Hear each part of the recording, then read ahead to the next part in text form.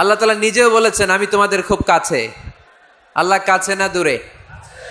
সবাই বলতে হবে কাছে না দূরে? কাছে। কাছের জিনিসকে দেখা যায় কি যায় না? উত্তর দেন। কিন্তু আল্লাহরে দেখা যায় না। তিনি কাছে কিন্তু তারে দেখা যায় না। তিনি কোরআনে বলেছেন লা তুদরিকুহুল আবসার ওয়া হুয়া ইউদরিকুল আবসার ওয়া হুয়াল লাতীফুল খাবীর। তিনি দৃষ্টির আয়ত্তে নন, দৃষ্টি তার আয়ত্তে। তিনি সূক্ষ্মদর্শী, সব জানতা। পৃথিবীর কোনো চোখ ওনারা দেখতে পায় না, কিন্তু তার চোখ সবাইরে দেখে। চিল্লায় বলেন তো তিনি কে? সব তিনি দেখতে পান, সব তিনি শুনতে পান। সাত আকাশের উপর সিদরাতুল মুনতাহা, তার উপরে আল্লাহর আরশ, তার উপরে আল্লাহর কুরসি, সেখানে আল্লাহ তাআলা সমাসীন।